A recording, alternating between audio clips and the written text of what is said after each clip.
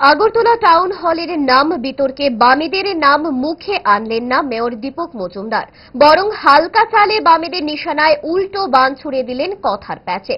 দেখুন কি বলেছেন মেয়র। রাজ্যে তো আমার অদ্ভুত লাগে, যারা দাবি করছেন, যারা বিরোধিতা করছেন, তাদের সময় আমরা দেখেছি যারা এই রাজ্যে আমাদের ডক্টর শ্যামাপ্রসাদ মুখার্জি উনি ভারতের সার্বভৌমত্ব অখণ্ডকে এক ভারত রাখার ক্ষেত্রে উনি আত্মবলিদান করেছেন। আর এখান থেকে আমাদের রাজ্যে যারা শাসক ছিলেন বা যারা আলোচনা করছেন বিরুদ্ধে, তাদের সময় দেখা গেছে যারা আমাদের রাজ্যের একটা পরম্পরা শান্তি সম্প্রীতি আমাদের যে জাতীয়ভাবে শান্তি সম্প্রীতি বজায় ছিল, সম্প্রদায়গত আমাদের রাজ্যে একটা ঐতিহ্য ছিল, সেটাকে তখন কিন্তু ধ্বংস করেছিলেন, তা মদত দিয়েছিলেন। তাদের নামে এই হলগুলি রাখা হয়েছে।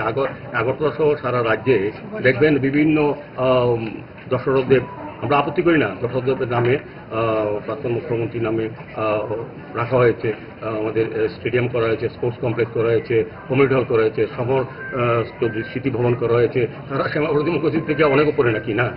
ভালোবাসা বদলায়নি, আর বদলায়নি তারা।